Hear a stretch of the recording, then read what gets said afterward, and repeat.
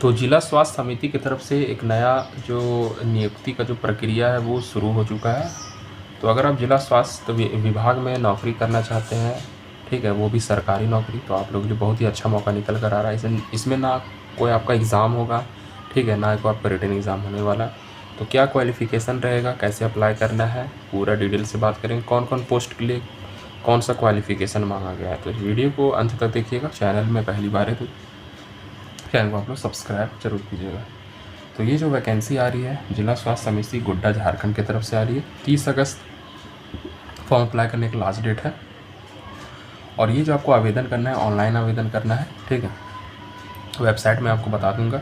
Staff nurse का vacancy total 9 vacancy है। ये पूरा कैटेगरी वाइज वैकेंसी आप लोग देख सकते हैं।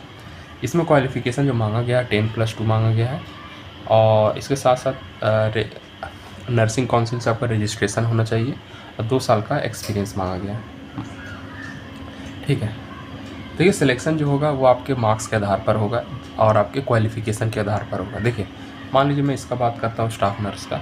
10th पास है तो आपको 10 मार्क्स दिया जाएगा। 12 पास है 15 मार्क्स दिया जाएगा। जनरल नर्सिंग का ट्रेनिंग का है सर्टिफिकेट 25 मार्क्स। कोई भी अगर हायर क्वालिफ़िकेशन है, अगर और आपके पास 6 डिग्री है तो 10 मार्क्स, ठीक है। इस तरह अगर रिटन टेस्ट होता है 40 मार्क्स।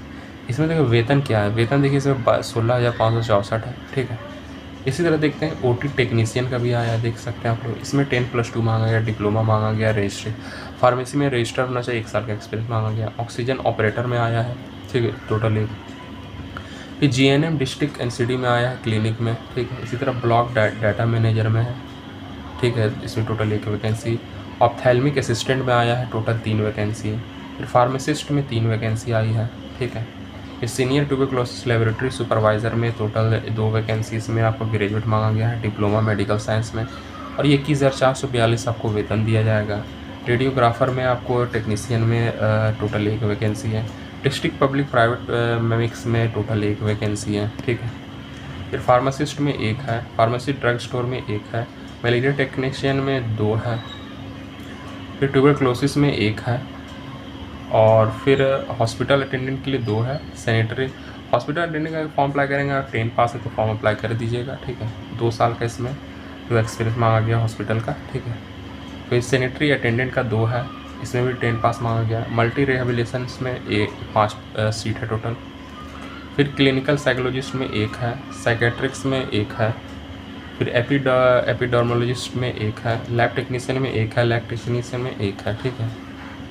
डिस्ट्रिक्ट कोडल में जो डिस्ट्रिक्ट कोड है कैलेंडर में 1 है, आर्ट्स काउंसलर में 1 है, काउंसलर ब्लॉक बैंक में 1 है, काउंसलर में 1 है, न्यूट्रिशनल एमटीसी में 3 वैकेंसी है, ठीक है। और फिर इसी तरह देख सकते हैं काउंसलर में 1 है, एएनएम में 2 है, स्टाफ नर्स में 2 है, और ये एएनएम यूपीएसए महागामा में 5 वैकेंसी 10+2 मांगा गया है। एएनएम कोर्स आपके पास होना चाहिए।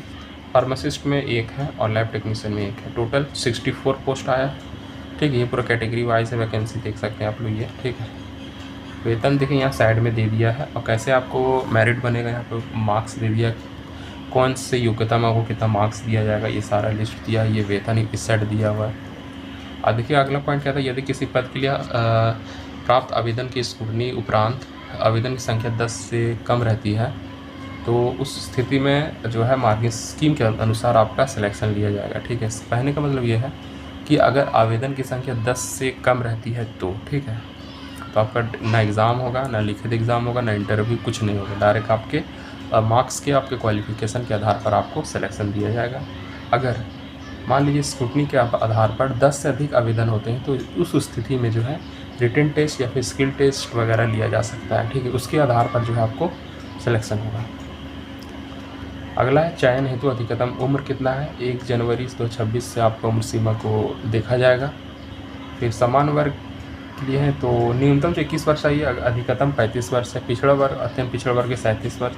SC/ST के लिए महिला पुरुष 40 वर्ष, महिला समान वर्ग, पिछड़ा वर्ग और अत्यंत पिछड़ा वर्ग के लिए 38 साल, ठीक है। चयन की शर्तें क्या होगा, ये संविदा के आधार पर होगा, ठीक है। और ये 1 साल के लिए होगा। अगर आपका परफॉर्मेंस देखेगा तो आपका जो है जो आपका है और बढ़ा दिया जाएगा आपका नौकरी, ठीक है। नौकरी को और बढ़ाया जा सकता है, ठीक है। ये रहा पूरा चयन की प्रक्रिया जो रहेगा। देखिए 10 बोर्ड में आपको 10 मार्क्स, 12 पास है तो 15 मार्क्स, क्वालिफ़िकेशन है तो 25 मार्क्स, अगर और ज़्यादा क्वालिफ़िकेशन है 10 मार्क्स, तो रिटन टेस्ट अगर होता है तो 40 मार्क्स, ठीक है। इस तरह करके ये हो गया।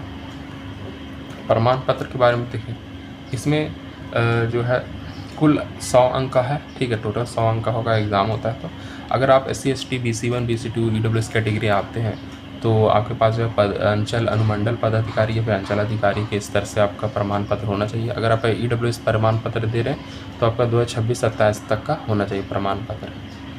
तो यहाँ पे देख सकते हैं इसका ये साइट है। अप्लाई करने का मैं आपको बता देता हूँ कैसे अप्लाई करना है। आवेदन का जो प्रक्रिया रहेगा वो आपको ऑनलाइन करना है, ऑफलाइन अप्लाई नहीं होगा, ठीक है। इसमें कोई भी ना बाय पोस्ट होगा। 6 अगस्त से शुरू हो चुका है, 30 अगस्त लास्ट डेट है।